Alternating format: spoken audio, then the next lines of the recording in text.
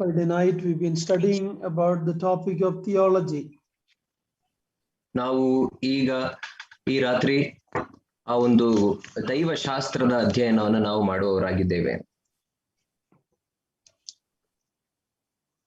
Bible is the only book and Christian faith is the only faith where we can have a clear systematic teaching of the many topics in the word of God.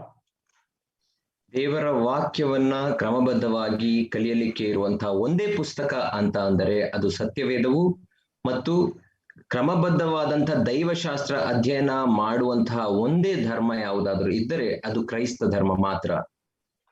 We saw in the beginning the difference between theology, philosophy and the religions. ನಾವು ಈಗಾಗಲೇ ದೇವಶಾಸ್ತ್ರಕ್ಕೂ ಆ ಒಂದು ತತ್ವಜ್ಞಾನಕ್ಕೂ ಮತ್ತು ಬೇರೆ ಧರ್ಮಗಳಿಗೂ ಇರುವಂತಹ ಒಂದು ವ್ಯತ್ಯಾಸವನ್ನು ನಾವು ನೋಡಿಕೊಳ್ಳುತ್ತಾ ಬಂದೆವು. Philosophy is human thinking and reasoning.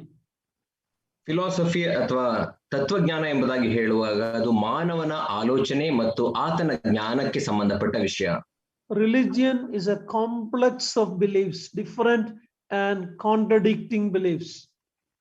ಧರ್ಮ ಎಂಬುದಾಗಿ ಹೇಳುವಾಗ ಅದು ಎಲ್ಲಾ ನಂಬಿಕೆಗಳ ಮಿಶ್ರಣ ಮತ್ತು ಒಂದಕ್ಕೊಂದು ತದ್ವಿರುದ್ಧವಾದ ಮಿಶ್ರಣಗಳ ಮಾನವನ ಒಂದು ನಂಬಿಕೆಯ ಮಾರ್ಗವಾಗಿದೆ.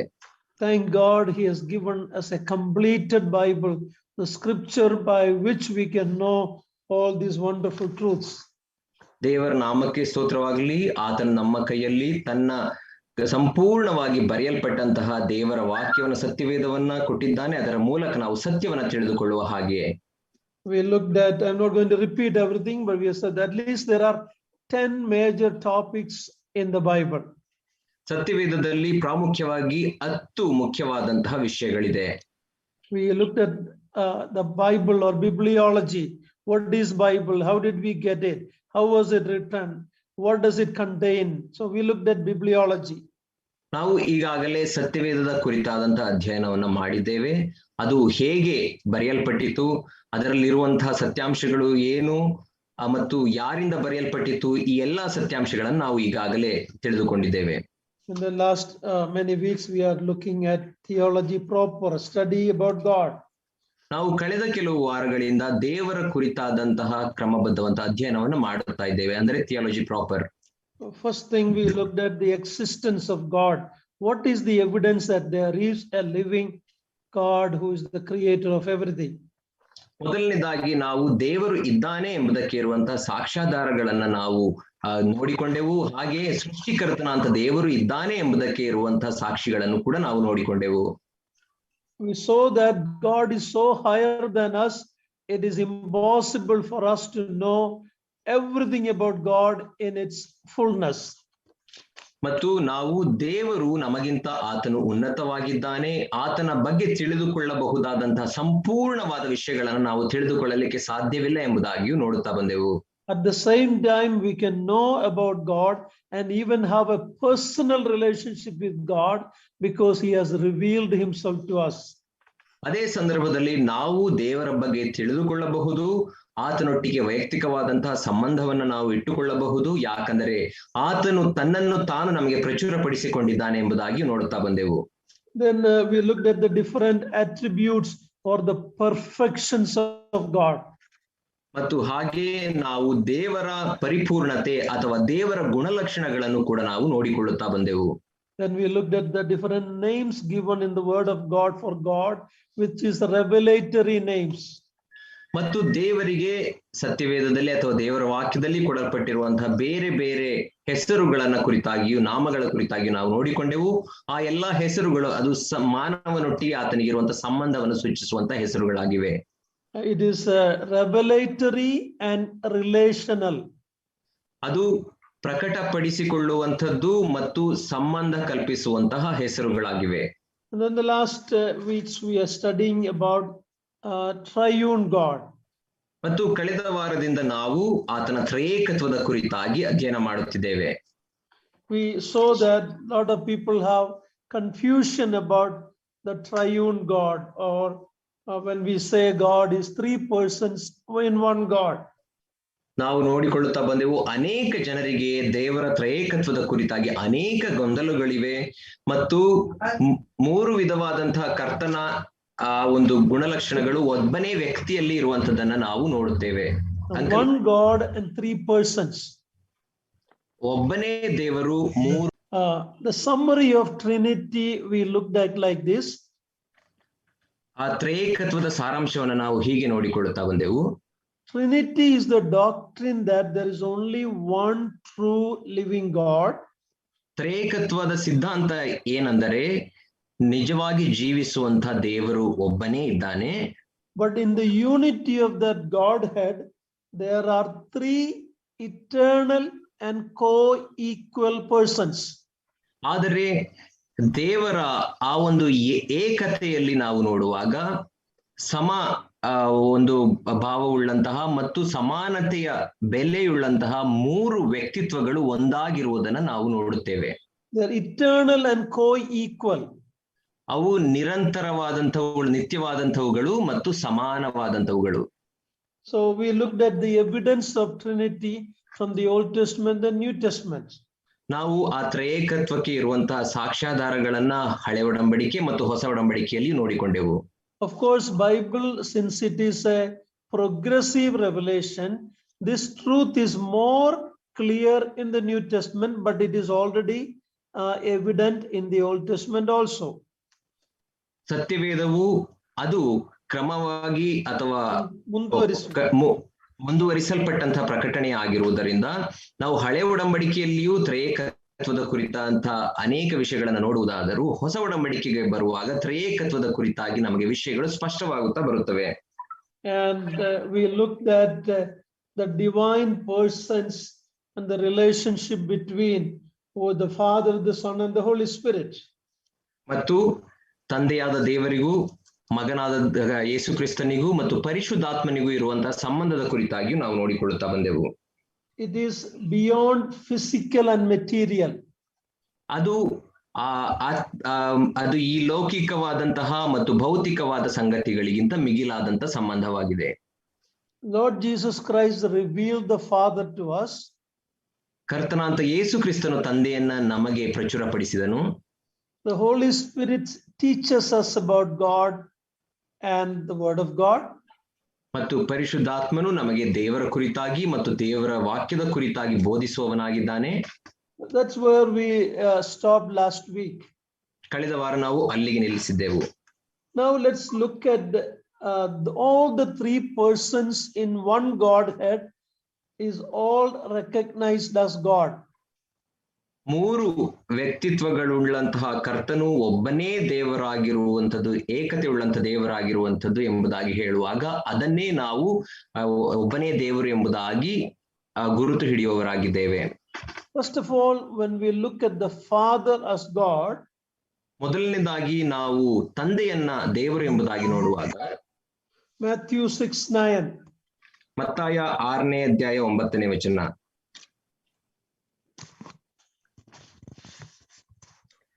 Matthew 6:9. ಮತ್ತಾಯ 6ನೇ ಅಧ್ಯಾಯ 9ನೇ ವಚನ ಈ ರೀತಿ ಹೇಳುತ್ತದೆ, ಆದುದರಿಂದ ನೀವು ಹೀಗೆ ಪ್ರಾರ್ಥನೆ ಮಾಡತಕ್ಕದ್ದು, ಪರಲೋಕದಲ್ಲಿರುವ ನಮ್ಮ ತಂದೆಯೇ. So God in heaven is recognized as Father. ಪರಲೋಕದಲ್ಲಿರುವಂತಹ ದೇವರನ್ನ ನಾವು ತಂದೆ ಎಂಬುದಾಗಿ ಗುರುತಿಸುತ್ತೇವೆ. In other words, the Father is God.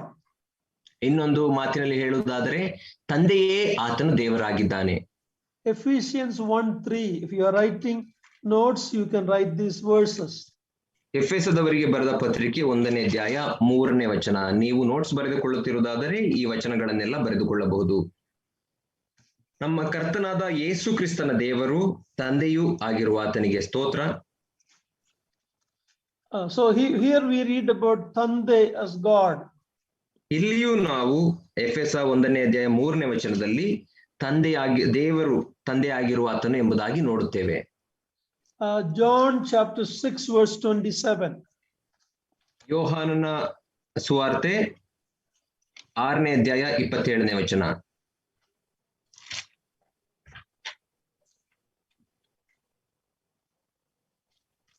ಯೋಹಾನ 6:27.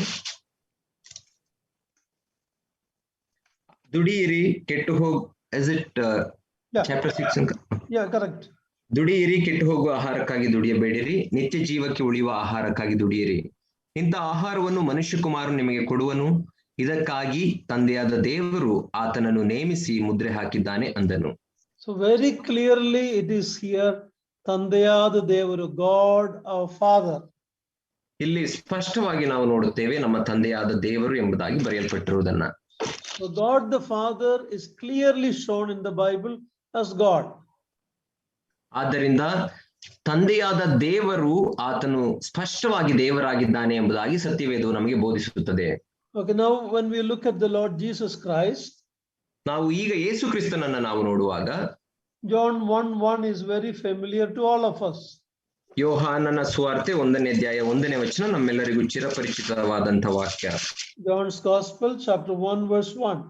ಯೋಹಾನನು ಬರೆದ ಸುವಾರ್ತೆ 1ನೇ ಅಧ್ಯಾಯ 1ನೇ ವಚನ. ಆದಿಯಲ್ಲಿ ವಾಕ್ಯವಿತ್ತು, ಆ ವಾಕ್ಯವು ದೇವರ ಬಳಿಯಲ್ಲಿತ್ತು, ಆ ವಾಕ್ಯವು ದೇವರಾಗಿತ್ತು. See here, if you look at, he was with God and he was God.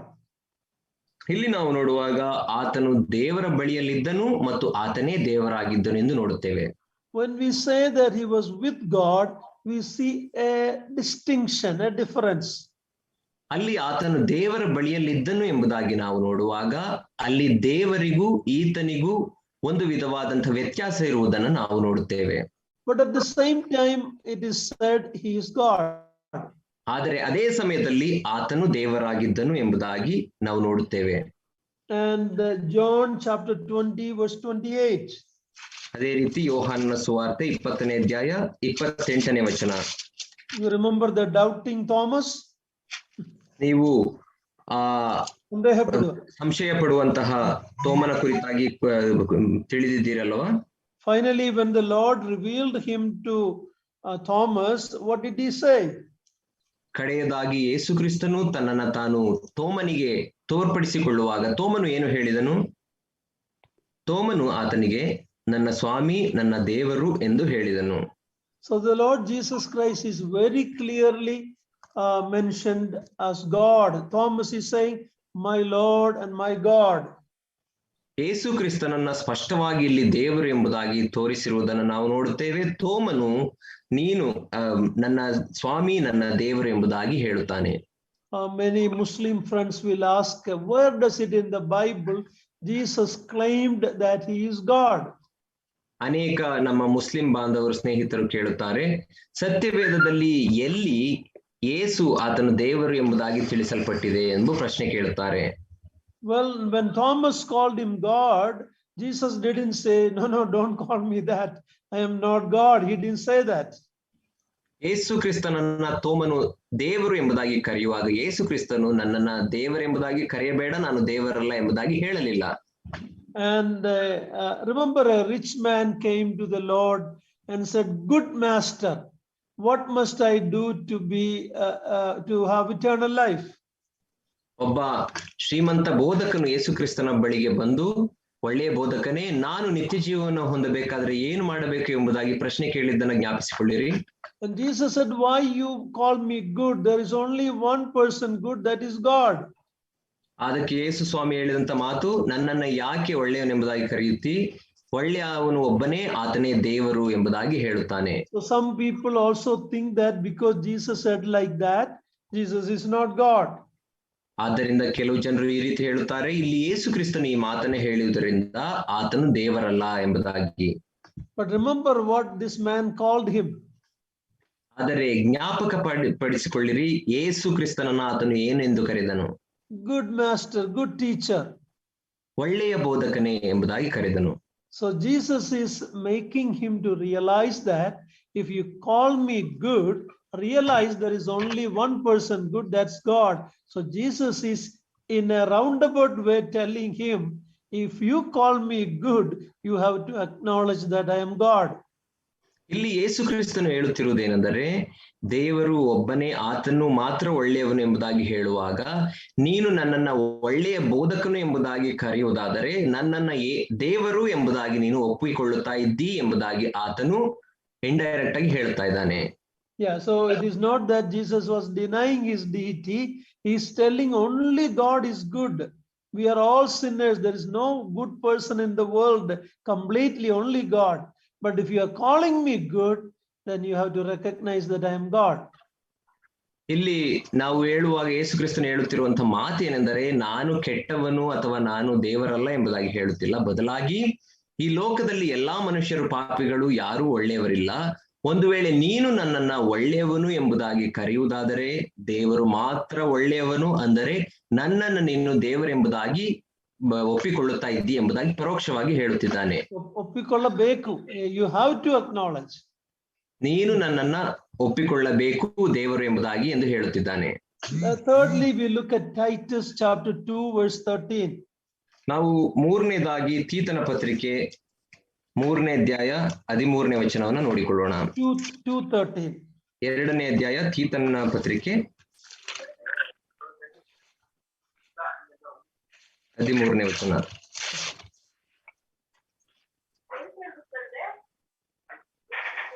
Titus 2:13. ತೀತನ ಪತ್ರಿಕೆ 2ನೇ ಅಧ್ಯಾಯ 13ನೇ ವಚನ. ನಾವು ಭಕ್ತಿಹೀನತೆಯನ್ನು, ಲೋಕದ ಆಶೆಗಳನ್ನು ವಿಸರ್ಜಿಸಿ ಭಾಗ್ಯಕರವಾದ ನಿರೀಕ್ಷೆಯನ್ನು, ಅಂದರೆ ಮಹಾದೇವರ ಮತ್ತು ನಮ್ಮ ರಕ್ಷಕನಾದ ಯೇಸು ಕ್ರಿಸ್ತನ ಪ್ರಭಾವದ ಪ್ರತ್ಯಕ್ಷತೆಯನ್ನು ಎದುರು ನೋಡುತ್ತಾ ಇಹಲೋಕದಲ್ಲಿ ಸ್ವಸ್ಥಚಿತ್ತರಾಗಿಯೂ ನೀತಿವಂತರಾಗಿಯೂ ಭಕ್ತಿಯುಳ್ಳವರಾಗಿಯೂ ಬದುಕಬೇಕೆಂದು ಅದು ನಮಗೆ ಬೋಧಿಸುತ್ತದೆ. So here Jesus Christ is called great God and Savior Jesus Christ.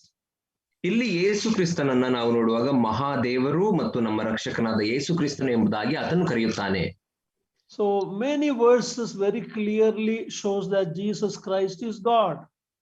ಅನೇಕ ವಚನ ಭಾಗಗಳು ಸ್ಪಷ್ಟವಾಗಿ ತೋರಿಸುತ್ತವೆ ಏನೆಂದರೆ ಯೇಸು ಕ್ರಿಸ್ತನೇ ದೇವರಾಗಿದ್ದಾನೆ ಎಂಬುದಾಗಿ. Of course, there are other evidence like his birth, his life, his miracles, his death, resurrection, all proves that he is none other than the true and living God. ಮತ್ತು ಇನ್ನೂ ಬೇರೆ ಸಾಕ್ಷ್ಯಾಧಾರಗಳು ನಮಗೆ ಆತನೇ ನಿಜವಾದಂತ ಜೀವಿಸುವ ದೇವರು ಎಂಬುದಾಗಿ ಹೇಳುತ್ತವೆ. ಆತನ ಜನನ, ಆತನ ಸೂಚಕ ಕಾರ್ಯಗಳು, ಆತನ ಮರಣ, ಆತನ ಪುನರುತ್ಥಾನ, ಈ ಎಲ್ಲಾ ಕಾರ್ಯಗಳು ಆತನೇ ನಿಜವಾದಂತ ಜೀವಿಸುವ ದೇವರು ಎಂಬುದಾಗಿಯೂ ನಮಗೆ ಸಾಕ್ಷಿ ಕೊಡುತ್ತವೆ. Jesus said, God the Father has given all judgment to the Son. ಯೇಸು ಕ್ರಿಸ್ತನು ಹೇಳಿದ ಮಾತು ಏನೆಂದರೆ, ತಂದೆಯು ತಾನು ನ್ಯಾಯ ತೀರ್ಪು ಮಾಡುವಂತಹ ಅಧಿಕಾರವನ್ನ ಮಗನಿಗೆ ಕೊಟ್ಟಿದ್ದಾನೆ ಎಂಬುದಾಗಿ ಹೇಳುತ್ತಾನೆ. The Bible is very clear, God is the judge. ಸತ್ಯವೇದವು ಸ್ಪಷ್ಟವಾಗಿ ಹೇಳುತ್ತದೆ, ದೇವರು ಮಾತ್ರ ನ್ಯಾಯಾಧಿಪತಿ ಎಂಬುದಾಗಿ. So if Jesus is going to be the final judge, what does it mean? ಹಾಗಾದರೆ ಯೇಸು ಕ್ರಿಸ್ತನೇ ಆತನು ಕಟ್ಟಕಡೆಯ ನ್ಯಾಯಾಧಿಪತಿ ಆಗಿರುವುದಾದರೆ ಅದರ ಅರ್ಥವೇನು? Even in the Muslim Quran, it says the final judge will be Isa Nabi. Of course, their Jesus is different from our Jesus, Jesus of the Bible. But even in their book, it says Jesus, Isa will come to judge the earth, world. ಮತ್ತು ಕುರಾನ್ ಪುಸ್ತಕದಲ್ಲಿಯೂ ಕೂಡ ಈ ರೀತಿ ಬರೆಯಲ್ಪಟ್ಟಿದೆ ಏನೆಂದರೆ, ಕಟ್ಟ ಕಡೆಯದಾಗಿ ತೀರ್ಪು ಮಾಡುವಂತ ನ್ಯಾಯಾಧಿಪತಿ ಯಾರೆಂದರೆ ಮೆಸ್ಸಿಯನಾದಂತಹ ನಬಿ ಎಂಬುದಾಗಿ. ಅವರ ಮೆಸ್ಸಿಯನು ನಮ್ಮ ಮೆಸ್ಸಿಯನಿಗೂ ಬೇರೆ ವ್ಯತ್ಯಾಸ ಉಂಟು, ಆದರೆ ಅವರು ಕೂಡ ನಂಬುತ್ತಾರೆ ಯೇಸು ಕ್ರಿಸ್ತನೇ ಕಟ್ಟ ಕಡೆಯ ನ್ಯಾಯಾಧಿಪತಿ ಎಂಬುದಾಗಿ. So there are so many evidence to prove that Jesus is none other than God. ಆದ್ದರಿಂದ ಯೇಸು ಕ್ರಿಸ್ತನು ದೇವರಲ್ಲದೆ ಬೇರೆ ಅಲ್ಲ ಎಂಬುದಾಗಿ ಅನೇಕ ಸಾಕ್ಷಿಗಳು ನಮಗೆ ತೋರಿಸುತ್ತವೆ. We will come to that when we look at the Lord Jesus Christ, the Christology. We will look at that. ನಾವು ಕ್ರಿಸ್ತನ ಶಾಸ್ತ್ರವನ್ನ ಅಧ್ಯಯನ ಮಾಡುವಾಗ ಈ ವಿಷಯದ ಕುರಿತಾಗಿ ನಾವು ತಿಳಿದುಕೊಳ್ಳೋಣ. So now we looked at Father as God and Jesus Christ as God. ನಾವು ಈಗ ತಂದೆಯಾದ ದೇವರನ್ನ ದೇವರು ಎಂಬುದಾಗಿ ನೋಡಿಕೊಂಡೆವು ಮತ್ತು ಯೇಸು ಕ್ರಿಸ್ತನನ್ನ ದೇವರು ಎಂಬುದಾಗಿ ನೋಡಿಕೊಂಡೆವು. Now look at the Holy Spirit, Acts chapter 5, 3 and 4. ಈಗ ಪವಿತ್ರಾತ್ಮನು ಆತನು ದೇವರಾಗಿದ್ದಾನೆ ಎಂಬುದನ್ನ ನಾವು ನೋಡಿಕೊಳ್ಳೋಣ. ಅಪೊಸ್ತಲರ ಕೃತ್ಯ 3ನೇ ಅಧ್ಯಾಯ 5, chapter 5, 3 and 4. 5ನೇ ಅಧ್ಯಾಯ ಅಪೊಸ್ತಲರ ಕೃತ್ಯ 3 ಮತ್ತು 4ನೇ ವಚನವನ್ನು ನಾವು ನೋಡಿಕೊಳ್ಳೋಣ. ಆಗ ಪೇತ್ರನು, ಅನನೀಯ, ಸೈತಾನನು ನಿನ್ನ ಹೃದಯದಲ್ಲಿ ತುಂಬಿಕೊಂಡದ್ದೇನು? ನೀನು ಯಾಕೆ ಆ ಹೊಲದ ಕ್ರಯದಲ್ಲಿ ಕೆಲವನ್ನು ಬಚ್ಚಿಟ್ಟುಕೊಂಡು ಪವಿತ್ರಾತ್ಮನನ್ನು ವಂಚಿಸಬೇಕೆಂದಿದ್ದಿ? ಆ ಆಸ್ತಿ ಇದ್ದಾಗ ನಿನ್ನದಾಗಿಯೇ ಇತ್ತಲ್ಲವೇ? ಮಾರಿದ ಮೇಲೆಯೂ ಬಂದ ಹಣವು ನಿನ್ನ ಅಧೀನದಲ್ಲೇ ಇತ್ತಲ್ಲವೇ? ನೀನು ಈ ಕಾರ್ಯವನ್ನು ನಿನ್ನ ಹೃದಯದಲ್ಲಿ ಯೋಚಿಸಿಕೊಂಡದ್ದು ಯಾಕೆ? ನೀನು ಸುಳ್ಳಾಡಿದ್ದು ಮನುಷ್ಯರಿಗಲ್ಲ, ದೇವರಿಗೆ ಆಡಿದಿ ಅಂದನು. Here if you read these two verses together, ಇಲ್ಲಿ ನೀವು ಈ ಎರಡು ವಚನಗಳನ್ನ ನೀವು ಒಟ್ಟಾಗಿ ಓದುವುದಾದರೆ, you know this incident when Ananias and Sapphira in hypocrisy was trying to hide and give half of the value and then showing as if they gave everything. ನೀವು ಈ ಘಟನೆಯ ಕುರಿತಾಗಿ ನಿಮ್ಮೆಲ್ಲರಿಗೂ ಚಿರಪರಿಚಿತ ಎಂಬುದಾಗಿ ನೆನೆಸುತ್ತೇನೆ. ಅನನೀಯ ಸಫೈರಳು ಅವರು ಆಸ್ತಿಯನ್ನ ಮಾರಿ ಬಂದಂತಹ ಹಣವನ್ನ ಕಪಟವಾಗಿ ಅರ್ಧ ಹಣವನ್ನ ತಾವು ಇಟ್ಟುಕೊಂಡು ದೇವರನ್ನ ವಂಚಿಸಬೇಕು ಎಂಬುದಾಗಿ ಅವರು ನೋಡಿದರು. The first thing Peter asking, why did you lie to the Holy Spirit? ಮೊದಲನೆಯ ಮಾತು ಪೇತ್ರನು ಕೇಳುತ್ತಾ ಇರುವಂತದ್ದು, ನೀವು ಪವಿತ್ರಾತ್ಮನಿಗೆ ಯಾಕೆ ಸುಳ್ಳಾಡಿದಿರಿ? And then next he says, you did not lie to man but to God. ಆತನು ಹೇಳಿದ್ದು, ನೀವು ಸುಳ್ಳಾಡಿದ್ದು ಮನುಷ್ಯರಿಗಲ್ಲ, ದೇವರಿಗೆ ಆಡಿದಿರಿ ಎಂಬುದಾಗಿ ಹೇಳುತ್ತಾನೆ. So first he said, you lie, why you lie to the Holy Spirit? ಮೊದಲನೇ ಮಾತು, ಯಾಕೆ ನೀವು ಪವಿತ್ರಾತ್ಮನಿಗೆ ವಂಚಿಸಿದಿರಿ ಅಥವಾ ಸುಳ್ಳಾಡಿದಿರಿ ಎಂದು ಹೇಳುತ್ತಾನೆ. Then immediately he says, you did not lie to man but to God. That makes it clear the Holy Spirit is God. This is the clearest verse in the Bible that Holy Spirit is God. ನಂತರದ ಮಾತಾಗಿ ಆತನು ಹೇಳುತ್ತಾನೆ, ನೀವು ಮನುಷ್ಯರಿಗಲ್ಲ ಬದಲಾಗಿ ದೇವರಿಗೆ ಸುಳ್ಳಾಡಿದ್ದೀರಿ ಎಂಬುದಾಗಿ ಹೇಳುವಾಗ ಈ ವಚನ ಭಾಗವು ಸ್ಪಷ್ಟವಾಗಿ ಪವಿತ್ರಾತ್ಮನು ಕೂಡ ದೇವರಾಗಿದ್ದಾನೆ ಎಂಬುದಾಗಿ ತೋರಿಸಿಕೊಡುತ್ತದೆ. Let's look at Matthew chapter 12 verse 28. ನಾವು ಮತ್ತಾಯ 12ನೇ ಅಧ್ಯಾಯ 28ನೇ ವಚನವನ್ನು ನಾವು ನೋಡಿಕೊಳ್ಳೋಣ. ಮತ್ತಾಯನ ಬರೆದ ಸುವಾರ್ತೆ 12ನೇ ಅಧ್ಯಾಯ 28ನೇ ವಚನ. ನಾನು ದೇವರ ಆತ್ಮನ ಬಲದಿಂದಲೇ ದೆವ್ವಗಳನ್ನು ಬಿಡಿಸುವುದಾದರೆ ದೇವರ ರಾಜ್ಯವು ನಿಮ್ಮ ಹತ್ತಿರಕ್ಕೆ ಬಂತಲ್ಲ. Very clearly the Spirit of God or God the Spirit. ಇಲ್ಲಿ ಸ್ಪಷ್ಟವಾಗಿ ದೇವರ ಆತ್ಮನ ಬಲದಿಂದ ಎಂಬುದಾಗಿ ಕೊಡಲ್ಪಟ್ಟಿರುವುದನ್ನು ನಾವು ನೋಡುತ್ತೇವೆ. We will look at this when we come to the topic of pneumatology or Pavitratma Shastra. When we study that, we will come in more detail to that. ನಾವು ಈ ವಿಷಯದ ಕುರಿತಾಗಿ ಪವಿತ್ರಾತ್ಮನ ಶಾಸ್ತ್ರ ಅಥವಾ ನ್ಯೂಮಟಾಲಜಿ ಎಂಬುದಾಗಿ ಕಲಿಯುವಾಗ ಇನ್ನೂ ಸ್ಪಷ್ಟವಾಗಿ ಕಲಿತುಕೊಳ್ಳೋಣ. So what we look so far? ಇಲ್ಲಿಯವರೆಗೆ ನಾವು ಏನನ್ನ ಕಲಿತುಕೊಂಡೆವು? God the Father is God. ತಂದೆಯಾದ ದೇವರು ದೇವರಾಗಿದ್ದಾನೆ. The Lord Jesus Christ is God. The Son is God. ಕರ್ತನಾದಂಥ ಯೇಸು ಕ್ರಿಸ್ತನು ಅಥವಾ ಮಗನು ಕೂಡ ದೇವರಾಗಿದ್ದಾನೆ. The Holy Spirit is God. ಪವಿತ್ರಾತ್ಮನು ಕೂಡ ದೇವರಾಗಿದ್ದಾನೆ. Now we see some distinctions between the three. ಈ ಮೂರು ವ್ಯಕ್ತಿಗಳಲ್ಲಿ ಮಧ್ಯದಲ್ಲಿ ಕೆಲವು ವ್ಯತ್ಯಾಸಗಳನ್ನು ನಾವು ನೋಡುತ್ತೇವೆ. John 5:32. ಯೋಹಾನನ ಸುವಾರ್ತೆ 5ನೇ ಅಧ್ಯಾಯ 32ನೇ ವಚನ. John 5:32. ಯೋಹಾನ 5ನೇ ಅಧ್ಯಾಯ 32ನೇ ವಚನ. ನನ್ನ ವಿಷಯವಾಗಿ ಸಾಕ್ಷಿ ಹೇಳುವವನು ಮತ್ತೊಬ್ಬನಿದ್ದಾನೆ, ಆತನು ನನ್ನ ವಿಷಯವಾಗಿ ಹೇಳುವ ಸಾಕ್ಷಿ ನಿಜವೆಂದು ಬಲ್ಲೆನು. So when he talks about Father, he says there is another one who gives witness about me. ಆ ಯೇಸು ಕ್ರಿಸ್ತನು ಇಲ್ಲಿ ತಂದೆಯಾದ ದೇವರ ಕುರಿತಾಗಿ ಮಾತನಾಡುವಾಗ ತಂದೆಯಾದ ದೇವರನ್ನ ಹೊರತುಪಡಿಸಿ ಇನ್ನೊಬ್ಬನಿದ್ದಾನೆ ನನ್ನ ಕುರಿತಾಗಿ ಸಾಕ್ಷಿ ಕೊಡುವವನು ಎಂಬುದಾಗಿ ಹೇಳುತ್ತಾನೆ. Look at verse 37. ನಾವು 37ನೇ ವಚನವನ್ನ ನೋಡಿಕೊಳ್ಳೋಣ. ಇದಲ್ಲದೆ ನನ್ನನ್ನು ಕಳುಹಿಸಿಕೊಟ್ಟ ತಂದೆಯು ನನ್ನ ವಿಷಯವಾಗಿ ಸಾಕ್ಷಿ ಹೇಳಿದ್ದಾನೆ, ನೀವು ಎಂದಾದರೂ ಆತನ ಧ್ವನಿಯನ್ನು ಕೇಳಿದ್ದೂ ಇಲ್ಲ, ಆತನ ರೂಪವನ್ನು ನೋಡಿದ್ದೂ ಇಲ್ಲ. So when he talks about the Father who sent me, we can see a distinction. ಇಲ್ಲಿ ನನ್ನನ್ನ ಕಳುಹಿಸಿಕೊಟ್ಟಂತ ತಂದೆ ಎಂಬುದಾಗಿ ಹೇಳುವಾಗ ಅಲ್ಲಿ ಈ ಎರಡು ವ್ಯಕ್ತಿಗಳಿಗೂ ಇರುವಂತಹ ವ್ಯತ್ಯಾಸವನ್ನ ನಾವು ನೋಡುತ್ತೇವೆ. Now let us look at Jesus Christ distinguishing the Holy Spirit. ಇಲ್ಲಿ ನಂತರ ನಾವು ಯೇಸು ಕ್ರಿಸ್ತನು ಪವಿತ್ರಾತ್ಮನ ವ್ಯತ್ಯಾಸವನ್ನು ತಿಳಿಸುವುದನ್ನು ನಾವು ನೋಡೋಣ. The difference between Jesus Christ and the Holy Spirit. ಅಥವಾ ಯೇಸು ಕ್ರಿಸ್ತನಿಗೂ ಪವಿತ್ರಾತ್ಮನಿಗೂ ಇರುವಂತಹ ಭಿನ್ನತೆಯನ್ನ ಆತನು ತೋರಿಸುವುದನ್ನು ನೋಡೋಣ. John's Gospel chapter 14 verse 16 and 17. ಯೋಹಾನನ ಸುವಾರ್ತೆ 14ನೇ ಅಧ್ಯಾಯ 15 ಮತ್ತು 16ನೇ ವಚನ. 16 and 17. 16 ಮತ್ತು 17ನೇ ವಚನ. ಆಗ ನಾನು ತಂದೆಯನ್ನು ಕೇಳಿಕೊಳ್ಳುವೆನು, ಆತನು ನಿಮಗೆ ಬೇರೊಬ್ಬ ಸಹಾಯಕನನ್ನು ಸದಾಕಾಲ ನಿಮ್ಮ ಸಂಗಡ ಇರುವುದಕ್ಕೆ ಕೊಡುವನು. ಆ ಸಹಾಯಕನು ಯಾರಂದ್ರೆ ಸತ್ಯದ ಆತ್ಮನೇ. So here we see the difference between I will ask the Father and he will send you another comforter or another one like me. ಈ ವಚನ ಭಾಗದಲ್ಲಿ ನಾವು ನೋಡುವಾಗ ಸ್ಪಷ್ಟವಾಗಿ ಯೇಸು ಕ್ರಿಸ್ತನು ಹೇಳುತ್ತಿದ್ದಾನೆ, ನಾನು ತಂದೆಯನ್ನ ಬೇಡಿಕೊಳ್ಳುತ್ತೇನೆ, ಆತನು ನಿಮಗೆ ಇನ್ನೊಬ್ಬ ಸಹಾಯಕನನ್ನು ಕಳುಹಿಸಿಕೊಡುತ್ತಾನೆ ಎಂಬುದಾಗಿ ಹೇಳುವುದನ್ನು ನೋಡುತ್ತೇವೆ. That helper is just like me, another like me. That's what the meaning.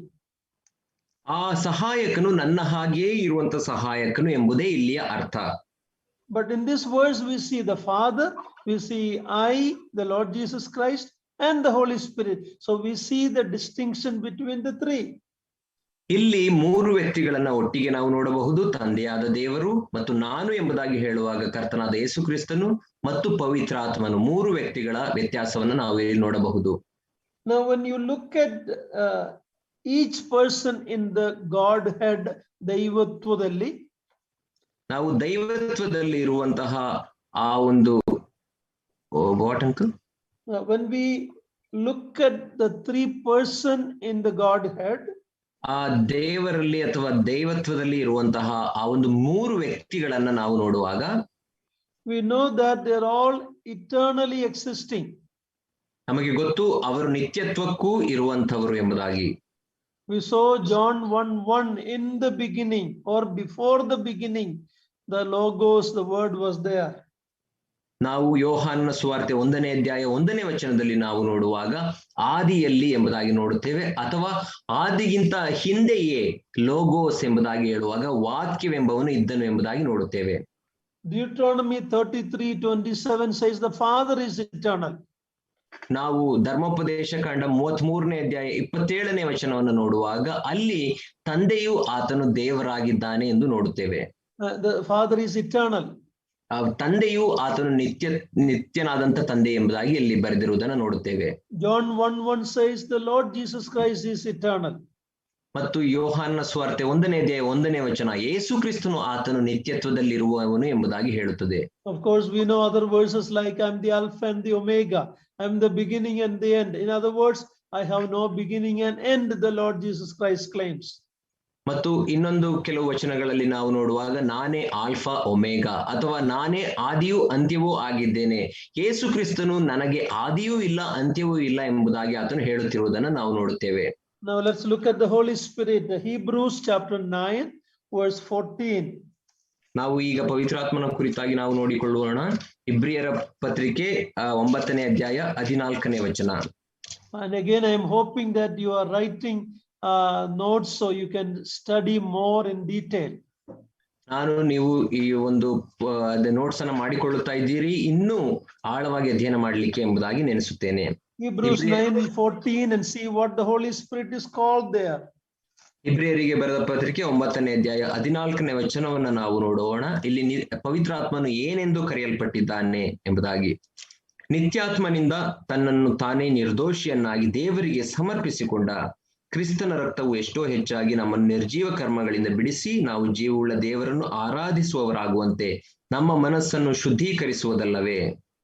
The Holy Spirit is called here the eternal Spirit.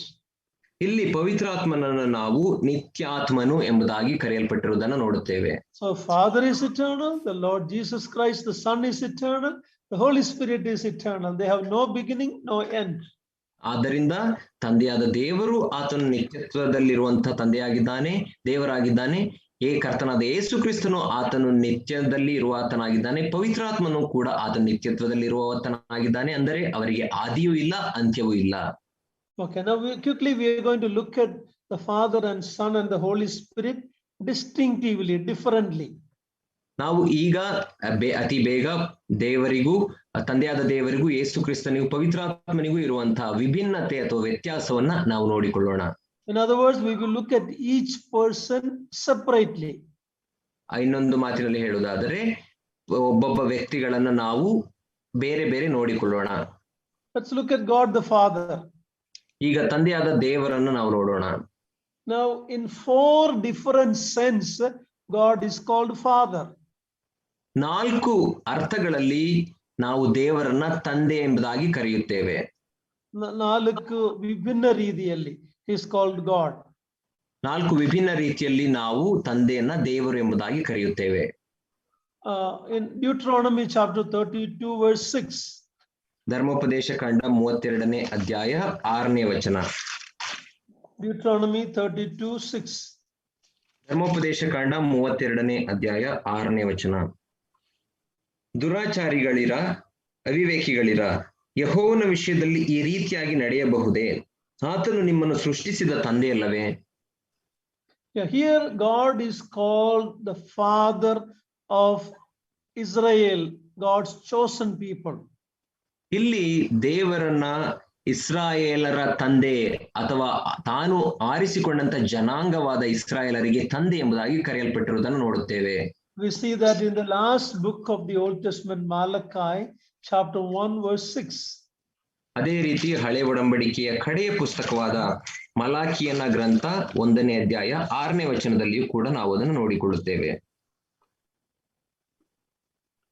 ಮಲಾಕಿಯ ಗ್ರಂಥ 1ನೇ ಅಧ್ಯಾಯ 6ನೇ ವಚನ.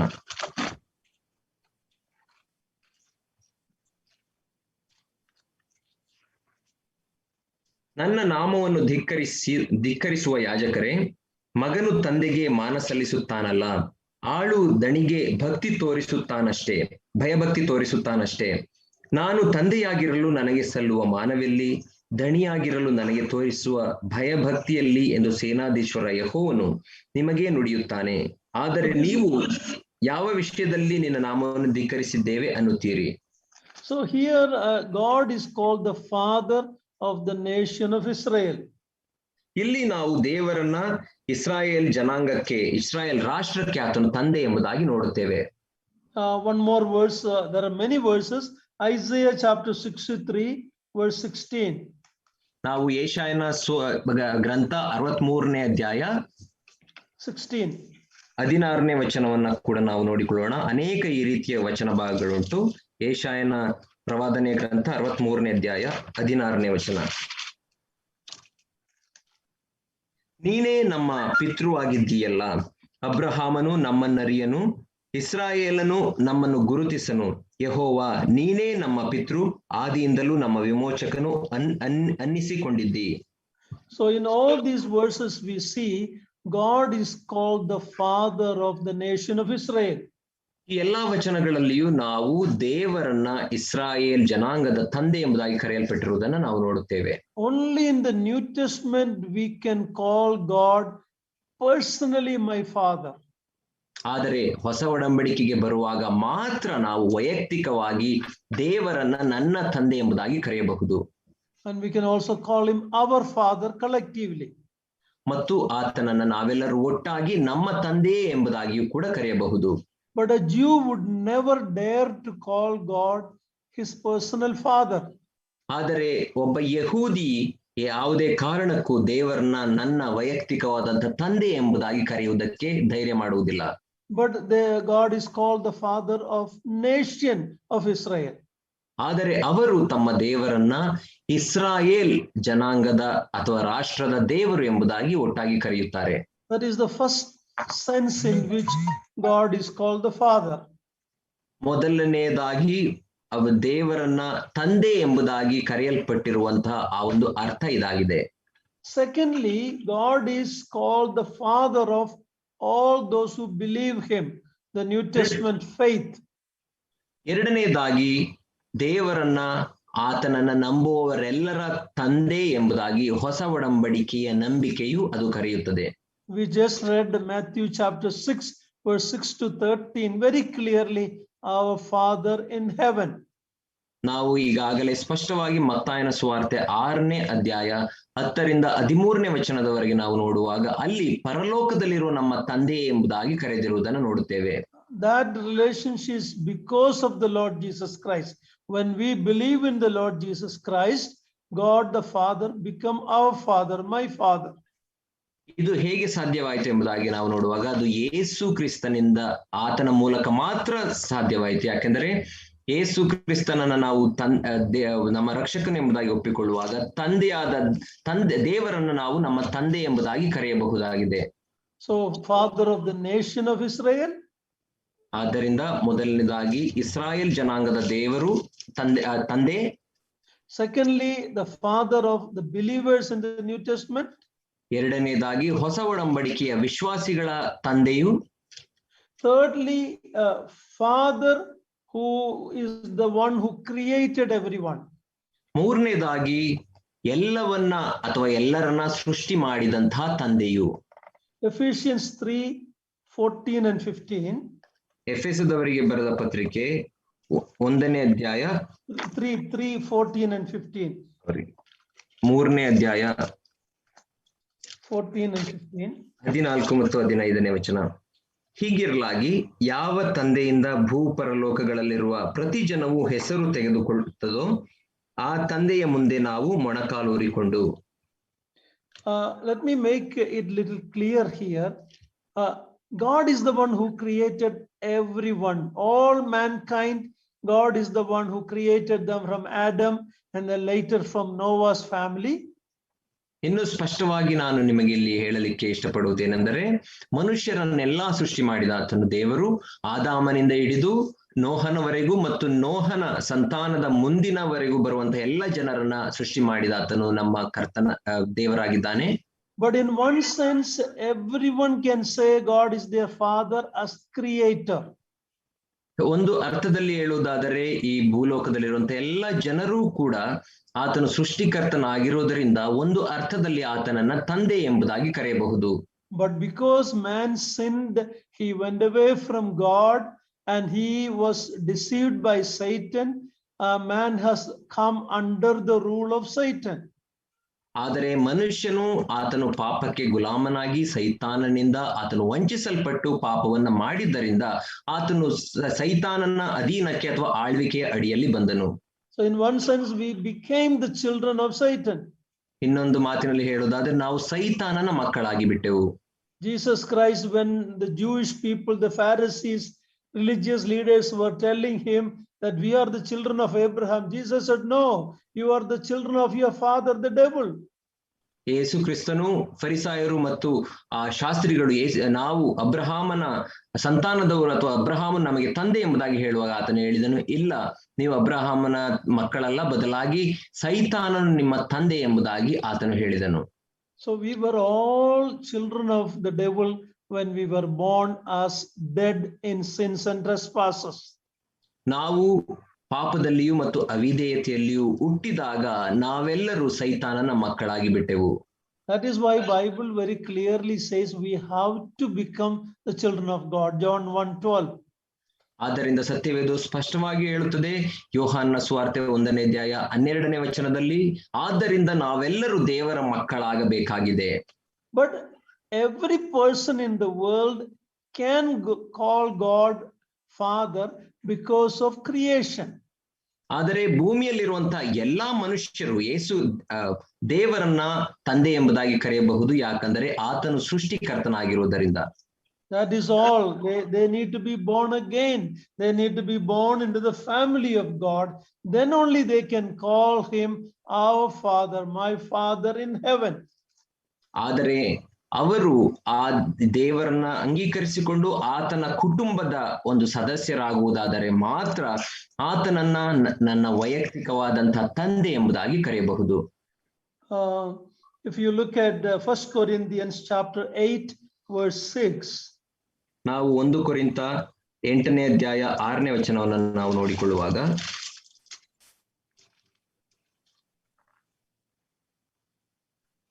ನಮಗಾದರೂ ಒಬ್ಬನೇ ದೇವರಿದ್ದಾನೆ, ಆತನು ತಂದೆ ಎಂಬಾತನೇ, ಆತನು ಸಮಸ್ತಕ್ಕೂ ಮೂಲ ಕಾರಣನು, ನಾವು ಆತನಿಗಾಗಿ ಉಂಟಾದೆವು ಮತ್ತು ನಮಗೆ ಒಬ್ಬನೇ ಕರ್ತ, ಆತನು ಯೇಸು ಕ್ರಿಸ್ತನೇ, ಆತನ ಮುಖಾಂತರ ಸಮಸ್ತವೂ ಉಂಟಾಯಿತು, ನಾವು ಆತನ ಮುಖಾಂತರ ಉಂಟಾದೆವು. 1 ಕೊರಿಂಥ 8ನೇ ಅಧ್ಯಾಯ 6ನೇ ವಚನ. So here God is called the Father because from him everything came. ಇಲ್ಲಿ ನಾವು ದೇವರನ್ನ ತಂದೆ ಎಂಬುದಾಗಿ ಕರೆಯುತ್ತೇವೆ, ಯಾಕಂದರೆ ಆತನಿಂದಲೇ ಎಲ್ಲವೂ ಉತ್ಪತ್ತಿ ಆಯಿತು. Okay, so we looked at 3 aspects of God as the Father, ದೇವರನ್ನ ತಂದೆ ಎಂಬುದಾಗಿ ಕರೆಯುವುದಕ್ಕಿರುವಂತಹ ಮೂರು ಒಂದು ಅಂಶಗಳನ್ನು ನಾವು ನೋಡಿಕೊಂಡೆವು. Father of the nation of Israel, Israel ಜನಾಂಗದ ತಂದೆ, Father of the New Testament believers, his children, the believers in the church. ಹೊಸ ಒಡಂಬಡಿಕೆಯ ವಿಶ್ವಾಸಿಗಳಿಗೆ ಆತನು ತಂದೆ ಮತ್ತು ಸಭೆಗೆ ಆತನು ತಂದೆಯಾಗಿದ್ದಾನೆ. And God is the Father of everyone by creation.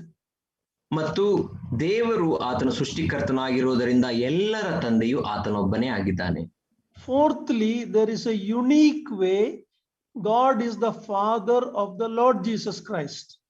ಮತ್ತು ನಾಲ್ಕನೇದಾಗಿ ಒಂದು ವಿಶಿಷ್ಟ ರೀತಿಯಲ್ಲಿ ತಂದೆಯಾದಂಥ ದೇವರನ್ನ ನಾವು ಯೇಸು ಕ್ರಿಸ್ತನ ತಂದೆ ಎಂಬುದಾಗಿ ಕರೆಯುತ್ತೇವೆ.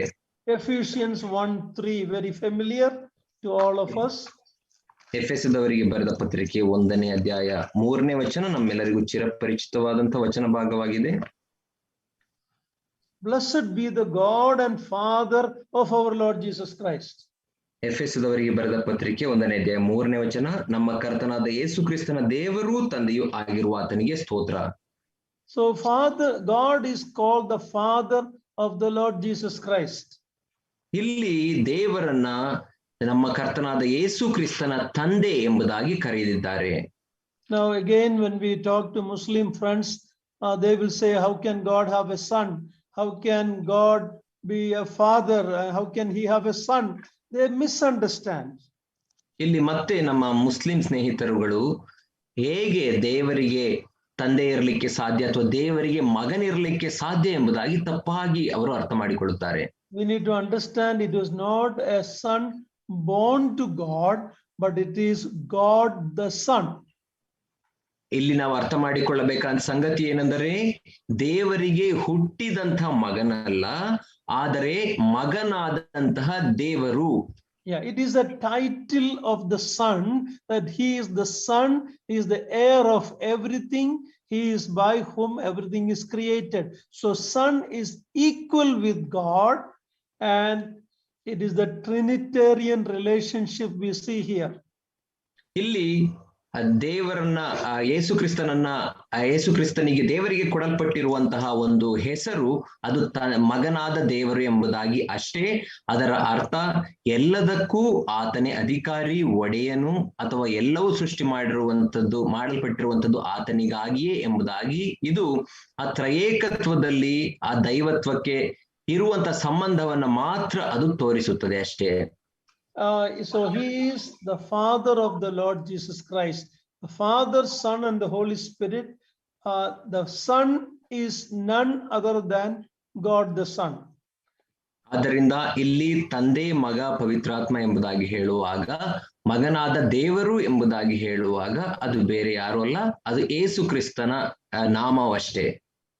Now, when we look at God the Son, the Lord Jesus Christ, ಮಗನಾದ ದೇವರು ಅಥವಾ ಯೇಸು ಕ್ರಿಸ್ತನನ್ನ ನಾವು ನೋಡುವಾಗ we see the deity of Jesus Christ, ದೈವತ್ವ.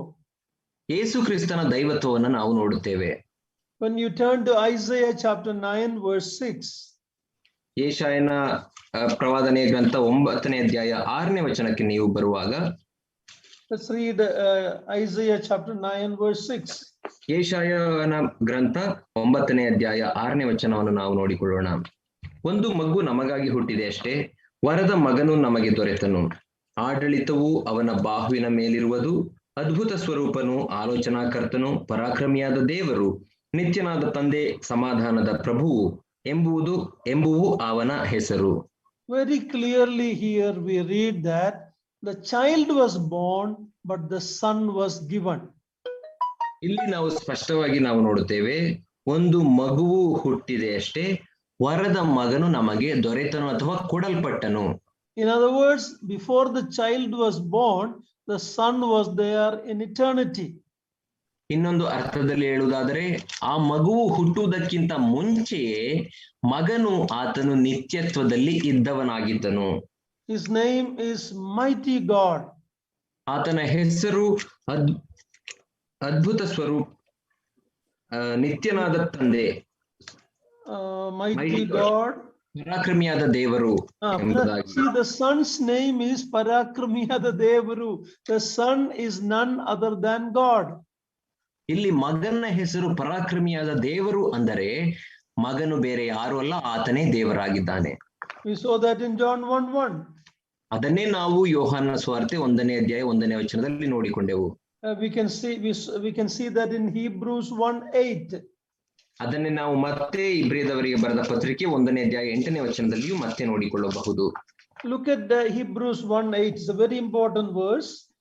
ಇಬ್ರಿಯ 1ನೇ ಅಧ್ಯಾಯ 8ನೇ ವಚನವನ್ನು ನಾವು ನೋಡಿಕೊಳ್ಳೋಣ. ಅತ್ಯಂತ ಪ್ರಾಮುಖ್ಯವಾದಂತ ವಚನ ಇದಾಗಿದೆ.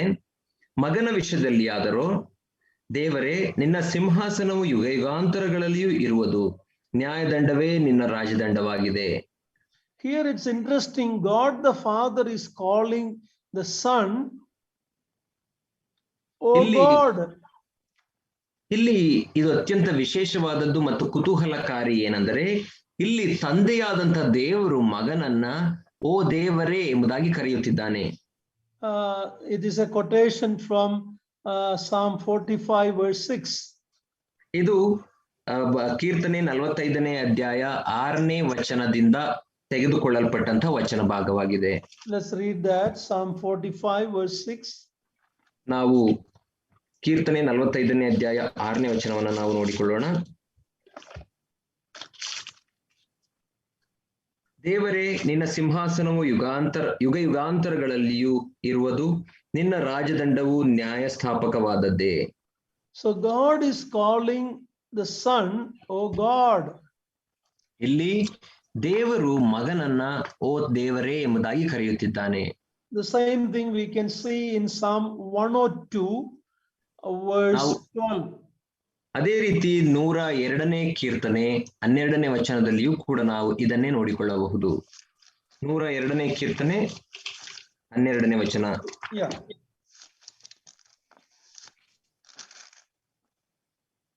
ಯೆಹೋವನೇ, ನೀನಾದರೂ ಸದಾ ಸಿಂಹಾಸನಾರೂಢನಾಗಿರುವಿ, ನಿನ್ನ ನಾಮವು ತಲತಲಾಂತರಕ್ಕೂ ಸ್ಮರಿಸಲ್ಪಡುವುದು. So we see the deity of the Lord Jesus Christ very clearly in these verses. ಈ ವಚನ ಭಾಗಗಳಲ್ಲಿ ನಾವು ಯೇಸು ಕ್ರಿಸ್ತನ ದೈವತ್ವವನ್ನ ಸ್ಪಷ್ಟವಾಗಿ ನೋಡಬಹುದಾಗಿದೆ. Now in Titus chapter 2:13 we already looked at earlier, so we don't need to turn. Great God and our Savior the Lord Jesus Christ. ನಾವು ಈಗಾಗಲೇ ತೀತನ ಪತ್ರಿಕೆ 2ನೇ ಅಧ್ಯಾಯ 3ನೇ ವಚನದಲ್ಲಿ ನಾವು ನೋಡಿಕೊಂಡೆವು. ಅಲ್ಲಿ ಅದ್ಭುತನಾದಂತಹ ದೇವರು ನಮ್ಮ ಪ್ರಿಯ ಕರ್ತನಾದ ಯೇಸು ಕ್ರಿಸ್ತನು ಎಂಬುದಾಗಿ, ನಮ್ಮ ದೇವರು ಯೇಸು ಕ್ರಿಸ್ತನು ಎಂಬುದಾಗಿ ನೋಡಿಕೊಂಡೆವು. John 14 verse 9. ಯೋಹಾನ ಸುವಾರ್ತೆ 14ನೇ ಅಧ್ಯಾಯ 9ನೇ ವಚನ. ಯೋಹಾನ 14ನೇ ಅಧ್ಯಾಯ 9ನೇ ವಚನ. ಯೇಸು ಅವನಿಗೆ, ಫಿಲಿಪ್ಪನೇ, ನಾನು ಇಷ್ಟು ದಿವಸ ನಿಮ್ಮ ಸಂಗಡ ಇದ್ದರೂ ನೀನು ಇನ್ನೂ ನನ್ನನ್ನು ಅರಿತುಕೊಳ್ಳಲಿಲ್ಲವೇ? ನನ್ನನ್ನು ನೋಡಿದವನು ತಂದೆಯನ್ನು ನೋಡಿದ್ದಾನೆ, ನಮಗೆ ತಂದೆಯನ್ನು ತೋರಿಸೆಂದು ನೀವು ಹೇಳುವುದು ಹೇಗೆ? Very clearly, if you have seen the Lord Jesus Christ, you have seen Father. That's a very clear statement. ಇಲ್ಲಿ ಸ್ಪಷ್ಟವಾಗಿ ಹೇಳಲ್ಪಟ್ಟಿರುವಂತ ಮಾತು ಏನೆಂದರೆ, ನನ್ನನ್ನ ನೋಡಿರುವ ಆತನು ತಂದೆಯನ್ನ ನೋಡಿದ್ದಾನೆ. Now finally, when we come to Philippians chapter 2, ಕಡೆಯದಾಗಿ ನಾವು ಫಿಲಿಪ್ಪಿಯವರಿಗೆ ಬರೆದ ಪತ್ರಿಕೆ 2ನೇ ಅಧ್ಯಾಯಕ್ಕೆ ಬರುವಾಗ verse 6. 6ನೇ ವಚನ. ಫಿಲಿಪ್ಪಿಯವರಿಗೆ ಬರೆದ ಪತ್ರಿಕೆ 2ನೇ ಅಧ್ಯಾಯ 6ನೇ ವಚನ.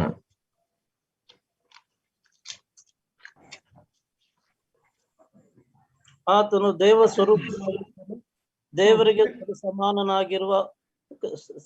ದೇವರಿಗೆ ಸರಿಸಮಾನನಾಗಿರುವುದೆಂಬ ಅಮೂಲ್ಯ ಪದವಿಯನ್ನು ಬಿಡಲೊಲ್ಲೆನು ಎಂದೆಣಿಸದೆ ತನ್ನನ್ನು ತಾನು ಬರಿದು ಮಾಡಿಕೊಂಡು ದಾಸನ ರೂಪವನ್ನು ಧರಿಸಿಕೊಂಡು ಮನುಷ್ಯರಿಗೆ ಸದೃಶನಾದನು. Enough, brother. Thank you. So the person who came as man, the Lord Jesus Christ, he is Deva Swarupanu, Devarike Seri Samananu. He is equal with the Father. ಇಲ್ಲಿ ಮನುಷ್ಯನ ರೂಪದಲ್ಲಿ ಬಂದಂತಹ ವ್ಯಕ್ತಿಯು ಆತನು ದೇವರಿಗೆ ಸರಿ ಸಮಾನನು ಎಂಬುದಾಗಿ ಅಥವಾ ದೇವರ ಸ್ವರೂಪನು ಎಂಬುದಾಗಿ ಹೇಳುವಾಗ ಆತನು ದೇವರಿಗೆ ಸರಿ ಸಮಾನನಾಗಿದ್ದಾನೆ. There are many verses. If you read the New Testament, there is no doubt in your heart that Jesus Christ is none other than God. ಇನ್ನು ಅನೇಕ ವಚನಗಳು ಹೊಸ ಒಡಂಬಡಿಕೆಯಲ್ಲಿ ಕೊಡಲ್ಪಟ್ಟಿವೆ. ನೀವು ಅವುಗಳನ್ನು ಓದಿ ನೋಡುವಾಗ ಸ್ಪಷ್ಟವಾಗುವಂತಹ ವಿಷಯವೇನೆಂದರೆ ಯೇಸು ಕ್ರಿಸ್ತನು ಬೇರೆ ಯಾರೂ ಅಲ್ಲ, ಆತನೇ ದೇವರಾಗಿದ್ದಾನೆ. So we looked at God the Father in 4 different ways. ಆದ್ದರಿಂದ ನಾವು ತಂದೆಯಾದ ದೇವರನ್ನ 4 ವಿಭಿನ್ನ ರೀತಿಯಲ್ಲಿ ನಾವು ನೋಡಿಕೊಂಡೆವು. God, Father of Israel, Israel ಜನಾಂಗದ ತಂದೆಯು, Father of his children in the New Testament, ಹೊಸ ಒಡಂಬಡಿಕೆಯಲ್ಲಿ ವಿಶ್ವಾಸಿಗಳಿಗೆ ಮತ್ತು ತನ್ನ ಮಕ್ಕಳಿಗೆ ತಂದೆಯಾಗಿದ್ದಾನೆ. Father of all the creation, all mankind, ಎಲ್ಲಾ ಸೃಷ್ಟಿಗೂ ಮತ್ತು ಎಲ್ಲಾ ಮಾನವ ಕುಲಕ್ಕೂ ಆತನು ತಂದೆಯಾಗಿದ್ದಾನೆ. Father of Jesus Christ in a very unique way as the triune God, the triune relationship. ವಿಶಿಷ್ಟ ರೀತಿಯಲ್ಲಿ ತ್ರಯೇಕತ್ವದ ಸಂಬಂಧದಲ್ಲಿ ಯೇಸು ಕ್ರಿಸ್ತನಿಗೆ ಆತನು ತಂದೆಯಾಗಿದ್ದಾನೆ. Then we looked at Jesus Christ is deity, ದೈವತ್ವ. ಮತ್ತು ನಾವು ಯೇಸು ಕ್ರಿಸ್ತನ ದೈವತ್ವವನ್ನು ನೋಡಿಕೊಂಡೆವು. We looked at some of the key passages. There's many more, some of the key passages. ನಾವು ಕೆಲವು ಪ್ರಾಮುಖ್ಯವಾದಂತಹ ವಚನಗಳನ್ನು ನೋಡಿಕೊಂಡೆವು. ಅನೇಕ ಈ ರೀತಿಯಾದಂತಹ ವಚನಗಳುಂಟು. It's in the Old Testament and New Testament. That's interesting. ಹಳೆ ಒಡಂಬಡಿಕೆಯಲ್ಲಿಯೂ ಇದೆ, ಹೊಸ ಒಡಂಬಡಿಕೆಯಲ್ಲಿಯೂ ಇದೆ. ಅದೇ ಅತ್ಯಂತ ರಹಸ್ಯಕರವಾದದ್ದು. And then we look at the humanity of Jesus Christ. ಮತ್ತು ನಾವು ಯೇಸು ಕ್ರಿಸ್ತನ ಮನುಷ್ಯತ್ವವನ್ನು ನೋಡಿಕೊಂಡೆವು. We will look at John 1:14, where we read that the word became flesh. ನಾವು ಯೋಹಾನನ ಸುವಾರ್ತೆ 1ನೇ ಅಧ್ಯಾಯ 14ನೇ ವಚನದಲ್ಲಿ ನಾವು ನೋಡುವಾಗ ಆ ವಾಕ್ಯವೆಂಬವನು ಆತನ ನರಾವತಾರ ಎತ್ತಿ ಬಂದನು ಎಂಬುದಾಗಿ ನೋಡುತ್ತೇವೆ. Naravatara means he tabernacled among us. He pitched his tent among us. ನರಾವತಾರ ಎತ್ತಿ ಬಂದನು ಅಂದರೆ ಅದರ ಅರ್ಥ ಆತನು ಮನುಷ್ಯರ ಮಧ್ಯದಲ್ಲಿ ತನ್ನ ಗುಡಾರವನ್ನು ಹಾಕಿಕೊಂಡು ವಾಸಿಸಿದನು ಎಂಬುದಾಗಿ. And John 8:40. ಮತ್ತು ಯೋಹಾನನ ಸುವಾರ್ತೆ 8ನೇ ಅಧ್ಯಾಯ 40ನೇ ವಚನ. Jesus himself said this. Look at John 8:40. ಯೇಸು ಕ್ರಿಸ್ತನು ತಾನೇ ಈ ಮಾತನ್ನ ಹೇಳಿದ್ದಾನೆ. ಯೋಹಾನನ ಸುವಾರ್ತೆ 8ನೇ ಅಧ್ಯಾಯ 40ನೇ ವಚನವನ್ನು ನಾವು ನೋಡಿಕೊಳ್ಳೋಣ. ನೀವು ಹಾಗೆ ಮಾಡದೆ ದೇವರಿಂದ ಕೇಳಿದ ಸತ್ಯವನ್ನು ನಿಮಗೆ ಹೇಳಿದವನಾದ ನನ್ನನ್ನು ಕೊಲ್ಲುವುದಕ್ಕೆ ನೋಡುತ್ತೀರಿ. ಅಬ್ರಹಾಮನು ಹೀಗೆ ಮಾಡಲಿಲ್ಲ. Yeah, in Kannada it's not very clear, but in English it says, but now you seek to kill me, a man who has told you the truth. ಕನ್ನಡದಲ್ಲಿ ಸ್ಪಷ್ಟ. ಸತ್ಯವನ್ನು ಹೇಳಿದ ಮನುಷ್ಯನಾದ ನನ್ನನ್ನು ನೀವು ನಂಬುತ್ತಾ ಇಲ್ಲ. You are not believing I told you the truth as a man. ಇಲ್ಲಿ ಕನ್ನಡದಲ್ಲಿ ಸ್ಪಷ್ಟವಾಗಿಲ್ಲ, ಆದ್ರೆ ಇಂಗ್ಲಿಷ್ ಭಾಷಾಂತರದಲ್ಲಿ ನಾವು ನೋಡುವಾಗ ಸತ್ಯವನ್ನ ನಿಮಗೆ ತಿಳಿಸಿದಂತಹ ಮನುಷ್ಯನಾದ ನನ್ನನ್ನು ನೀವು ಕೊಲ್ಲುವುದಕ್ಕೆ ನೋಡುತ್ತೀರಿ ಎಂಬುದಾಗಿ ಅಲ್ಲಿ ಸ್ಪಷ್ಟವಾಗಿ ಮನುಷ್ಯತ್ವದ ಕುರಿತಾಗಿ ಮಾತನಾಡುತ್ತದೆ. Then Romans 1:3 and 4. ಮತ್ತು ರೋಮಾಪುರದವರಿಗೆ ಬರೆದ ಪತ್ರಿಕೆ 1ನೇ ಅಧ್ಯಾಯ 3 ಮತ್ತು 4ನೇ ವಚನ. Romans 1:3 and 4. ರೋಮಾಪುರದವರಿಗೆ ಬರೆದ ಪತ್ರಿಕೆ 1ನೇ ಅಧ್ಯಾಯ 3 ಮತ್ತು 4ನೇ ವಚನ. ಈ ಸುವಾರ್ತೆಯು ದೇವರ ಮಗನೂ ನಮ್ಮ ಕರ್ತನೂ ಆಗಿರುವ ಯೇಸು ಕ್ರಿಸ್ತನ ವಿಷಯವಾದದ್ದು. ಆತನು ವಂಶಕ್ರಮದಿಂದ ದಾವೀದನ ಸಂತಾನದಲ್ಲಿ ಹುಟ್ಟಿದವನು, ಪವಿತ್ರವಾದ ಆತ್ಮವುಳ್ಳವನಾಗಿದ್ದು ಸತ್ತ ಮೇಲೆ ಜೀವಿತನಾಗಿ ಎದ್ದು ಬಂದ ಮಹತ್ ಕಾರ್ಯದಿಂದ ದೇವಕುಮಾರನೆಂದು ನಿರ್ಣಯಿಸಲ್ಪಟ್ಟವನು ಆಗಿದ್ದಾನೆ. Here we see both the humanity and the deity of the Lord Jesus. The humanity is mentioned first, and then the deity in this verse. ಈ ವಚನಗಳಲ್ಲಿ 2 ವಚನಗಳಲ್ಲಿ ಯೇಸು ಕ್ರಿಸ್ತನ ಮನುಷ್ಯತ್ವ ಮತ್ತು ದೈವತ್ವವನ್ನು ಸ್ಪಷ್ಟವಾಗಿ ತಿಳಿಸಿರುವುದನ್ನು ನಾವು ನೋಡುತ್ತೇವೆ. ಆತನ ಮನುಷ್ಯತ್ವದ ಕುರಿತಾಗಿ ಮೊದಲು ತಿಳಿಸಲ್ಪಟ್ಟಿದೆ, ನಂತರ ಆತನ ದೈವತ್ವವು ತಿಳಿಸಲ್ಪಟ್ಟಿದೆ. As the son of David, he became a man. ಆತನು ದಾವೀದನ ಸಂತಾನದಲ್ಲಿ ಹುಟ್ಟಿ ಬಂದು ದಾವೀದನ ಮಗನಾದದ್ದರಿಂದ ಆತನು ಮಗನಾದನು, ಮನುಷ್ಯನಾದನು. But because he rose from the dead, he is proved to be the son of God. ಆದರೆ ಆತನು ಸತ್ತವರೊಳಗಿಂದ ಎದ್ದು ಬಂದ ಕಾರಣ ಆತನು ದೇವರ ಮಗನಾಗಿದ್ದಾನೆ ಎಂಬುದಾಗಿ ಸಾಕ್ಷೀಕರಿಸಿದನು. Yeah, so his incarnation and his resurrection. ಆತನ ಮನುಷ್ಯಾವತಾರ ಮತ್ತು ಆತನ ಪುನರುತ್ಥಾನ. the incarnation proves that he came as a man. ಆತನ ನರಾವತಾರ ಅದು ಮನುಷ್ಯನಾಗಿ ಆತನು ಬಂದನು ಎಂಬುದಾಗಿ ಅದು ನಿರ್ಣಯಿಸುತ್ತದೆ. His resurrection proves that he is the real God, the Son of God. ಆತನ ಪುನರುತ್ಥಾನವು ನಮಗೆ ಆತನೇ ನಿಜವಾದಂತ ದೇವರು ಅಥವಾ ದೇವರ ಮಗನು ಎಂಬುದಾಗಿ ನಿರ್ಣಯಿಸುತ್ತದೆ. Philippians 2:6 and 8 we read already, so we don't need to turn there. Says that he became a man. ಮನುಷ್ಯ ಅದನ್ನು ದಾಸನಾಗಿ ಮನುಷ್ಯನ ವೇಷವನ್ನು ಧರಿಸಿ. So there again we see Jesus came as a man. Philippi 2ನೇ ಅಧ್ಯಾಯ 8-9 ವಚನಗಳಲ್ಲಿ ನಾವು ಈಗಾಗಲೇ 6 ಮತ್ತು 7ನೇ ವಚನದಲ್ಲಿ ಈಗಾಗಲೇ ನಾವು ನೋಡಿಕೊಂಡೆವು. ಏನಂದ್ರೆ ಆತನು ಮನುಷ್ಯನಾಗಿ ಮನುಷ್ಯಾವತಾರ ಎತ್ತಿ ಬಂದನು ಮತ್ತು ದೇವರಿಗೆ ಸರಿಸಮಾನನಾಗಿದ್ದನು ಎಂಬುದಾಗಿ ನಾವು ನೋಡಿಕೊಂಡೆವು. And very clearly in Hebrews chapter 2:14, and this is a very important verse, Hebrews chapter 2:14. ಮತ್ತು ಇಬ್ರಿಯದವರಿಗೆ ಬರೆದ ಪತ್ರಿಕೆ 2ನೇ ಅಧ್ಯಾಯ 14ನೇ ವಚನವು ನಮಗೆ ಇನ್ನೂ ಸ್ಪಷ್ಟವಾಗಿ ಅದನ್ನ ನಮಗೆ ತಿಳಿಸುತ್ತದೆ. ಇಬ್ರಿಯ 2:14 17 I'm sorry 2:14 14 ಇಬ್ರಿಯದವರಿಗೆ ಬರೆದ ಪತ್ರಿಕೆ 2ನೇ ಅಧ್ಯಾಯ 14ನೇ ವಚನ. ಇದಲ್ಲದೆ ಮಕ್ಕಳು ರಕ್ತ ಮಾಂಸಧಾರಿಗಳಾಗಿರುವುದರಿಂದ ಆತನು ಅವರಂತೆಯೇ ಆದನು. ತನ್ನ ಮರಣದಿಂದಲೇ ಮರಣಾಧಿಕಾರಿಯನ್ನು ಅಂದರೆ ಸೈತಾನನನ್ನು ಅಡಗಿಸಿ ಬಿಡುವುದಕ್ಕೂ ಮರಣ ಭಯದ ದೆಸೆಯಿಂದ ತಮ್ಮ ಜೀವಮಾನದಲ್ಲೆಲ್ಲ ದಾಸತ್ವದೊಳಗಿದ್ದವರನ್ನು ಬಿಡಿಸುವುದಕ್ಕೂ ಅವರಂತೆ ರಕ್ತ ಮಾಂಸಧಾರಿಯಾದನು. Yeah, here blood and flesh means, or flesh and blood means human nature. ಇಲ್ಲಿ ರಕ್ತ ಮತ್ತು ಮಾಂಸ ಎಂಬುದಾಗಿ ಹೇಳುವಾಗ ಅದು ಮಾನವ ಗುಣ. Yeah, he took a human nature. ಆತನು ಮಾನವನ ಸ್ವಭಾವವನ್ನ ಆತನು ಧರಿಸಿಕೊಂಡನು. The only thing the different is he had no sin. In otherwise he became just like us apart from sin. ಆದರೆ ಆತನು ಮನುಷ್ಯ ಅವತಾರವನ್ನ ಆತನು ಎತ್ತಿ ಬಂದರು, ಮನುಷ್ಯ ಸ್ವಭಾವವನ್ನ ತೆಗೆದುಕೊಂಡರು. ಆತನಿಗೂ ನಮಗೂ ಇರುವಂತ ವ್ಯತ್ಯಾಸವೇನೆಂದರೆ ಆತನು ಪಾಪವಿಲ್ಲದವನಾಗಿದ್ದನು. Hebrews 2:17 ಇಬ್ರಿಯದವರಿಗೆ ಬರೆದ ಪತ್ರಿಕೆ 2ನೇ ಅಧ್ಯಾಯ 17ನೇ ವಚನ. ಆದುದರಿಂದ ಆತನು ಎಲ್ಲಾ ವಿಷಯಗಳಲ್ಲಿ ತನ್ನ ಸಹೋದರರಿಗೆ ಸಮಾನನಾಗಬೇಕಾಗಿ ಬಂತು. ಹೀಗೆ ಆತನು ಜನರ ಪಾಪಗಳನ್ನು ನಿವಾರಣ ಮಾಡುವುದಕ್ಕಾಗಿ ದೇವರ ಕಾರ್ಯಗಳಲ್ಲಿ ಕರುಣೆಯೂ ನಂಬಿಕೆಯೂ ಉಳ್ಳ ಮಹಾಯಾಜಕನಾದನು. Yeah, here he became like his brethren, that is man, you and I, he became like us. ಆತನು ತನ್ನ ಸಹೋದರರಂತೆ ಆದನು ಎಂಬುದಾಗಿ ನಾವು ನೋಡುವಾಗ ನನ್ನ ಹಾಗೆ ನಿಮ್ಮ ಹಾಗೆ ಆತನು ಆದನು. So here we see the Lord's deity and his humanity. ಇಲ್ಲಿ ನಾವು ಯೇಸು ಕ್ರಿಸ್ತನ ಮನುಷ್ಯತ್ವ ಮತ್ತು ದೈವತ್ವವನ್ನ ನಾವು ನೋಡಿಕೊಂಡೆವು. In theology it is called hypostatic union, means two natures coming together.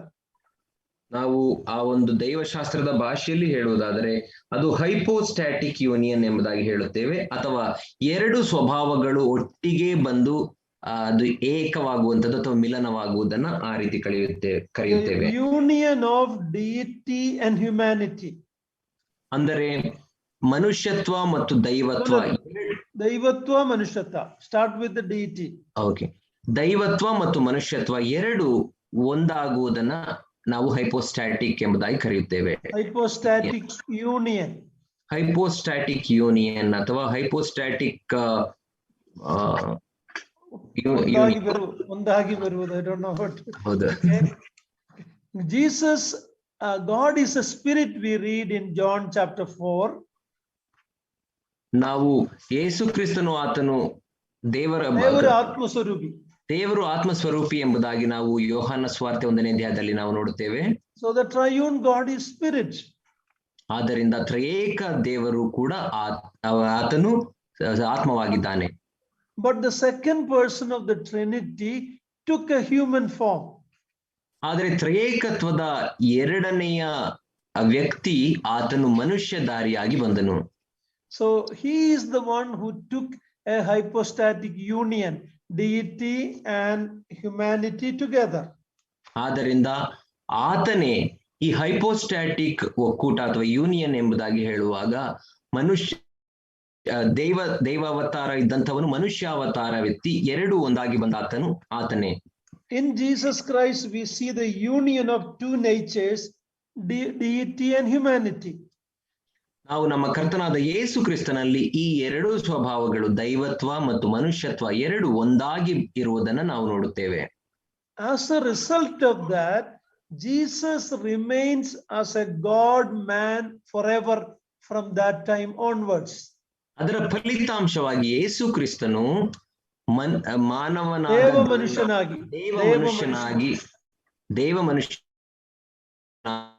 ನಿತ್ಯತ್ವಕ್ಕೂ ಉಳಿದುಕೊಂಡನು. He will remain like that for eternity. ಆತನು ಹಾಗೆಯೇ ನಿತ್ಯತ್ವಕ್ಕೂ ಇರುವಾತನಾಗಿದ್ದಾನೆ. That's an amazing encouragement to us. We have a man in heaven representing us. ಆದ್ದರಿಂದ ಅದು ನಮ್ಮೆಲ್ಲರಿಗೂ ಅತ್ಯಂತ ಪ್ರೋತ್ಸಾಹದಾಯಕವಾದದ್ದು ಏನೆಂದರೆ ಪರಲೋಕ ರಾಜ್ಯದಲ್ಲಿ ನಮ್ಮನ್ನ ಪ್ರತಿನಿಧಿಸುವಂತ ಒಬ್ಬ ಮನುಷ್ಯನಿದ್ದಾನೆ. Yeah, and when Jesus Christ was ascending to heaven, the disciples who were looking at to the sky, and two angels came and said, "O men of Galilee, why are you gazing at the sky? The same Jesus will, as you have seen him go, he will come back in the same way." ಯೇಸು ಕ್ರಿಸ್ತನು ಆತನು ಪರಲೋಕ ಆರೋಹಣವಾಗುವಾಗ ಎರಡು ದೇವದೂತರು ಬಂದು ಅಲ್ಲಿ ಮೇಲೆ ನೋಡುತ್ತಿದ್ದಂತ ಆ ಗಲಿಲಾಯದ ಜನರಿಗೆ ಹೇಳಿದರು, ಗಲಿಲಾಯದ ಜನರೇ ಏಕೆ ಮೇಲೆ ನೋಡುತ್ತೀರಿ? ಯಾವ ರೀತಿ ಈ ಯೇಸು ಕ್ರಿಸ್ತನನ್ನ ನೀವು ಪರಲೋಕಕ್ಕೆ ಹೋಗುವುದನ್ನ ನೋಡಿದಿರೋ ಆತನು ಮತ್ತೆ ತಿರುಗಿ ಅದೇ ರೀತಿ ಬರುತ್ತಾನೆ ಎಂಬುದಾಗಿ ಹೇಳಿದರು. So heaven has a man now, the Lord Jesus Christ, to represent us. ಆದ್ದರಿಂದ ಪರಲೋಕ ರಾಜ್ಯದಲ್ಲಿ ಮನುಷ್ಯರನ್ನ ಪ್ರತಿನಿಧಿಸುವಂತಹ ಒಬ್ಬ ಮನುಷ್ಯನಿದ್ದಾನೆ. ಆತನು ಬೇರೆ ಯಾರು ಅಲ್ಲ, ನಮ್ಮ ಕರ್ತನಾದ ಯೇಸು ಕ್ರಿಸ್ತನು. Quickly in 5 minutes I will say a few things about the Holy Spirit. ನಾನು ಇನ್ನು 5 ನಿಮಿಷಗಳಲ್ಲಿ ನಾನು ಬೇಗನೆ ಪವಿತ್ರಾತ್ಮನ ಕುರಿತಾಗಿ ಕೆಲವು ವಿಷಯಗಳನ್ನ ನಿಮಗೆ ತಿಳಿಸುತ್ತೇನೆ. So we were looking at the Father and the Son and the Holy Spirit separately. ನಾವು ತಂದೆಯಾದ ದೇವರು, ಮಗನಾದ ದೇವರು ಮತ್ತು ಪವಿತ್ರಾತ್ಮನನ್ನ ನಾವು ಬೇರೆ ಬೇರೆಯಾಗಿ ನೋಡಿಕೊಳ್ಳುತ್ತಿದ್ದೇವೆ. How he is called the Father in what all sense? ನಾವು ಹೇಗೆ ದೇವರನ್ನ ತಂದೆ ಎಂಬುದಾಗಿ ಯಾವ ಅರ್ಥದಲ್ಲಿ ಕರೆಯುತ್ತೇವೆ? In 4 different ways we looked at. 4 ವಿಭಿನ್ನ ರೀತಿಯಲ್ಲಿ ಆತನನ್ನ ನಾವು ನೋಡಿಕೊಂಡೆವು ತಂದೆಯಾಗಿ. We saw the deity of Jesus Christ and the humanity of Jesus Christ. ನಾವು ಯೇಸು ಕ್ರಿಸ್ತನ ದೈವತ್ವ ಮತ್ತು ಮನುಷ್ಯತ್ವವನ್ನು ನಾವು ನೋಡಿಕೊಂಡೆವು. And then we saw his hypostatic union, how his deity took on humanity. ಮತ್ತು ನಾವು ಆತನ ಹೈಪೋಸ್ಟಾಟಿಕ್ ಒಕ್ಕೂಟ ಅಂದರೆ ದೈವತ್ವವು ಹೇಗೆ ಮನುಷ್ಯತ್ವವನ್ನು ಧರಿಸಿಕೊಂಡಿತ್ತು ಎಂಬುದಾಗಿ ನಾವು ನೋಡಿಕೊಂಡೆವು. All this we will study more in Christology. ಇದೆಲ್ಲವನ್ನ ನಾವು ಇನ್ನೂ ಹೆಚ್ಚಾಗಿ ಕ್ರಿಸ್ತನ ಶಾಸ್ತ್ರ ಅಥವಾ ಕ್ರಿಸ್ತನ ಕುರಿತಾದ ಅಧ್ಯಯನದಲ್ಲಿ ನಾವು ತಿಳಿದುಕೊಳ್ಳುತ್ತೇವೆ. Okay, now when we come to the Holy Spirit, ನಾವು ಈಗ ಪವಿತ್ರಾತ್ಮನಿಗೆ ಬರುವಾಗ, when we look at his names, ಆತನ ಹೆಸರುಗಳನ್ನು ನಾವು ನೋಡುವಾಗ, is called the Spirit of God. ಆತನು ದೇವರ ಆತ್ಮನು ಎಂಬುದಾಗಿ ಕರೆಯಲ್ಪಟ್ಟಿದ್ದಾನೆ. Is called the Spirit of Christ. ಆತನು ಕ್ರಿಸ್ತನ ಆತ್ಮನು ಎಂಬುದಾಗಿ ಕರೆಯಲ್ಪಟ್ಟಿದ್ದಾನೆ. And as we looked at Acts 5, he is very clearly called God. ಮತ್ತು ನಾವು ಈಗಾಗಲೇ ಸ್ಪಷ್ಟವಾಗಿ ನೋಡಿದ ಹಾಗೆ ಅಪೊಸ್ತಲರ ಕೃತ್ಯ 5ನೇ ಅಧ್ಯಾಯದಲ್ಲಿ ಆತನನ್ನ ದೇವರು ಎಂಬುದಾಗಿ ಕರೆದಿದ್ದಾರೆ. There are many people who think that the Holy Spirit is just a power of God. ಅನೇಕ ಜನರು ಪವಿತ್ರಾತ್ಮನನ್ನ ದೇವರ ಕೇವಲ ಒಂದು ಶಕ್ತಿ ಮಾತ್ರ ಎಂಬುದಾಗಿ ನಂಬುವವರಿದ್ದಾರೆ. But very clearly we see Holy Spirit is a person, the third person of the Trinity. ಆದರೆ ನಮಗೆ ಸ್ಪಷ್ಟವಾಗಿ ನಾವು ನೋಡಿಕೊಳ್ಳಬಹುದು ಏನೆಂದರೆ ಪವಿತ್ರಾತ್ಮನು ಆತನ ಒಬ್ಬ ವ್ಯಕ್ತಿಯಾಗಿದ್ದಾನೆ. ಆ ತ್ರಯೇಕತ್ವದಲ್ಲಿ ಇರುವಂತಹ 3ನೆಯ ವ್ಯಕ್ತಿಯೇ ಅದು ಪವಿತ್ರಾತ್ಮನು. Is co-equal and co-eternal with God. ಆತನು ದೇವರಿಗೆ ಸರಿಸಮಾನನು ಮತ್ತು ದೇವರ ಹಾಗೆ ನಿತ್ಯತ್ವಕ್ಕೂ ಇರುವಾತನು. When we look at the Holy Spirit's attributes, ನಾವು ಪವಿತ್ರಾತ್ಮನ ಗುಣಲಕ್ಷಣಗಳನ್ನ ನಾವು ಅಥವಾ ಪರಿಪೂರ್ಣತೆಗಳನ್ನ ನಾವು ನೋಡಿಕೊಳ್ಳುವಾಗ, Psalm 139 is a very good psalm. We don't need to turn there. It says he is omnipresent. ನಿನ್ನ ಆತ್ಮನನ್ನು ತಪ್ಪಿಸಿ ನಾನು ಎಲ್ಲಿ ಹೋಗಲಿಕ್ಕೆ. So he is present everywhere. ನಾವು ಕೀರ್ತನೆ 139ನೇ ಕೀರ್ತನೆಯಲ್ಲಿ ನಾವು ನೋಡುವಾಗ ಆತನು ಎಲ್ಲಾ ಸ್ಥಳಗಳಲ್ಲಿಯೂ ಇರುವಾತನು ಸರ್ವವ್ಯಾಪಿಯು ಎಂಬುದಾಗಿ ನಾವು ನೋಡುತ್ತೇವೆ. ನಿನ್ನ ಆತ್ಮನಿಗೆ ತಪ್ಪಿಸಿಕೊಳ್ಳುವ ಹಾಗೆ ನಾನು ಎಲ್ಲಿಗೆ ಹೋಗಲಿ ಎಂಬುದಾಗಿ ದಾವಿದನು ಕೇಳುತ್ತಾನೆ. 1 Corinthians 2 we read that he is omniscient, he knows everything. ಮತ್ತು 1 ಕೊರಿಂಥ 2ನೇ ಅಧ್ಯಾಯದಲ್ಲಿ ನಾವು ನೋಡುವಾಗ ಆತನು ಸರ್ವಜ್ಞಾನಿ, ಎಲ್ಲವನ್ನು ಬಲ್ಲಾತನು ಎಂಬುದಾಗಿ ಅಲ್ಲಿ ನಾವು ನೋಡುತ್ತೇವೆ. In Luke 1:35 we see he is sarvashaktanu. Luke 1:35. ಲೂಕ 1ನೇ ಅಧ್ಯಾಯ 35ನೇ ವಚನದಲ್ಲಿ ಆತನು ಸರ್ವಶಕ್ತನು ಎಂಬುದಾಗಿ ನಾವು ನೋಡುತ್ತೇವೆ. The Spirit of God will come upon you and the Most High will overshadow you. He is called the Most High. ಅಲ್ಲಿ ಪವಿತ್ರಾತ್ಮನು ನಿನ್ನ ಮೇಲೆ ಬರುವನು, ಪರಾತ್ಮನ ಶಕ್ತಿಯ ನೆರಳು ನಿನ್ನ ಮೇಲೆ ಬೀಳುವುದು ಎಂಬುದಾಗಿ ಹೇಳುವಾಗ ಪವಿತ್ರಾತ್ಮನನ್ನ ಪರಾತ್ಪರನು ಎಂಬುದಾಗಿ ಕರೆಯದಿದ್ದಾರೆ. That is his names, his attributes. ಆತನ ಪರಿಪೂರ್ಣತೆ ಅಥವಾ ಆತನ ಗುಣಲಕ್ಷಣಗಳು ಈ ಹೆಸರುಗಳಾಗಿವೆ.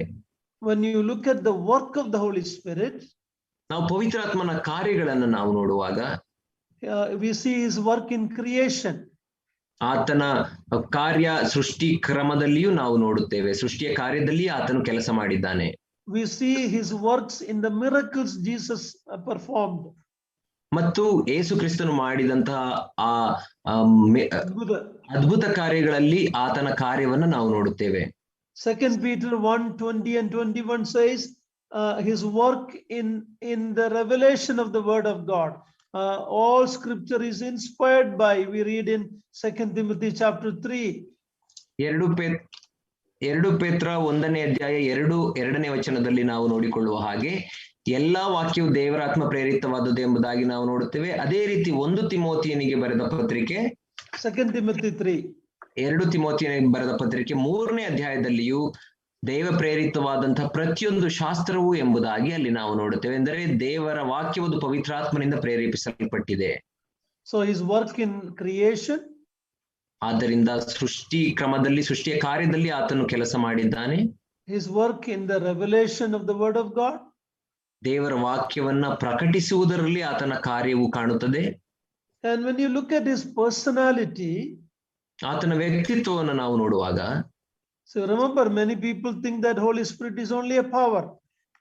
ಜ್ಞಾಪಕದಲ್ಲಿ ಇಟ್ಟುಕೊಳ್ಳಿರಿ, ಅನೇಕರು ಪವಿತ್ರಾತ್ಮನನ್ನ ಕೇವಲ ಒಂದು ಶಕ್ತಿ ಎಂಬುದಾಗಿ ನಂಬುತ್ತಾರೆ. But Ephesians 4:30 says, do not grieve the Holy Spirit. ಆದರೆ ಎಫೆಸದವರಿಗೆ ಬರೆದ ಪತ್ರಿಕೆ 4ನೇ ಅಧ್ಯಾಯ 13ನೇ ವಚನವು ಸ್ಪಷ್ಟ, 30ನೇ ಅಧ್ಯಾಯ 30ನೇ ವಚನವು, ಎಫೆಸದವರಿಗೆ ಬರೆದ ಪತ್ರಿಕೆ 4:30ನೇ ವಚನ ಸ್ಪಷ್ಟವಾಗಿ ಹೇಳುತ್ತದೆ, ಪವಿತ್ರಾತ್ಮನನ್ನ ದುಃಖಪಡಿಸಬೇಡಿರಿ ಎಂಬುದಾಗಿ. Only a person can be grieved, not a power. ಒಬ್ಬ ವ್ಯಕ್ತಿಯನ್ನ ಮಾತ್ರ ನಾವು ದುಃಖಪಡಿಸಬಹುದು, ಯಾವುದೇ ಶಕ್ತಿಯನ್ನ ದುಃಖಪಡಿಸಲಿಕ್ಕೆ ಸಾಧ್ಯವಿಲ್ಲ. I have electricity bulb burning here. That electricity I cannot grieve. ನನಗೆ ಇಲ್ಲಿ ಒಂದು ವಿದ್ಯುತ್ತಿನ ಒಂದು ಬಲ್ಬ್ ಉರಿಯುತ್ತಾ ಇದೆ, ಅದನ್ನ ನಾನು ದುಃಖಪಡಿಸಲಿಕ್ಕೆ ಸಾಧ್ಯವಿಲ್ಲ. If I touch it, I know it has power. ಅದನ್ನ ಮುಟ್ಟುವುದಾಗ ನನಗೆ ಗೊತ್ತಾಗುತ್ತದೆ ಅದರಲ್ಲಿ ಶಕ್ತಿ ಉಂಟು ಎಂಬುದಾಗಿ. But it is not a person to grieve. ಆದರೆ ದುಃಖ ಪಡುವುದಕ್ಕೆ ಆ ಶಕ್ತಿ ವ್ಯಕ್ತಿ ಅಲ್ಲ. But the Holy Spirit is the third person of the Trinity. He is God, a person. ಆದರೆ ಪವಿತ್ರಾತ್ಮನು ತ್ರಯೇಕತ್ವದಲ್ಲಿ ಇರುವಂತಹ 3ನೇ ವ್ಯಕ್ತಿ ಆಗಿದ್ದಾನೆ. ಆತನು ಒಬ್ಬ ವ್ಯಕ್ತಿ ಮತ್ತು ದೇವರಾಗಿದ್ದಾನೆ. When the people called Jehovah's false witness, such groups come to your house, you have to be very careful by knowing these verses. The Holy Spirit is not just a power, he is a person. ಯೆಹೋವನ ಸುಳ್ಳು ಸಾಕ್ಷಿಗಳು ಎಂಬಂತ ಜನರು ನಿಮ್ಮ ಮನೆಗಳಿಗೆ ಬಂದು ಈ ಪವಿತ್ರಾತ್ಮನ ಕುರಿತಾಗಿ ಸುಳ್ಳಾದಂತ ಬೋಧನೆಯನ್ನು ಮಾಡುವಾಗ ಅವರಿಗೆ ಸ್ಪಷ್ಟವಾಗಿ ನೀವು ಮಾತನಾಡಲಿಕ್ಕೆ ಈ ವಚನಗಳನ್ನ ತಿಳಿದವರಾಗಿರಬೇಕು. 1 Thessalonians 5:19.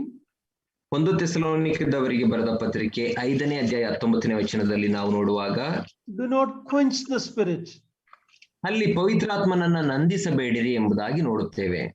Acts 5:3 and 4, we already looked when Ananias and Sapphira lied. The Holy Spirit can be lied to. ಸುಳ್ಳು ಹೇಳಲಿಕ್ಕೆ ಸಾಧ್ಯ. Only to a person you can do that. ನಾವು ಅಪೊಸ್ತಲರ ಕೃತ್ಯ 3ನೇ ಅಧ್ಯಾಯ 4-5 ವಚನಗಳಲ್ಲಿ ನೋಡುವಾಗ, ಅನನೀಯ ಸಫೈರಳು ಅವರು ಸುಳ್ಳು ಹೇಳಿದರು, ಪವಿತ್ರಾತ್ಮನಿಗೆ ಸುಳ್ಳು ಹೇಳಿದಿರಿ ಎಂಬುದಾಗಿ ನಾವು ನೋಡುವಾಗ ಒಬ್ಬ ವ್ಯಕ್ತಿಗೆ ಮಾತ್ರ ಸುಳ್ಳು ಹೇಳಲಿಕ್ಕೆ ಸಾಧ್ಯ. So today we look at the Father, differently, the Son differently, and the Holy Spirit differently.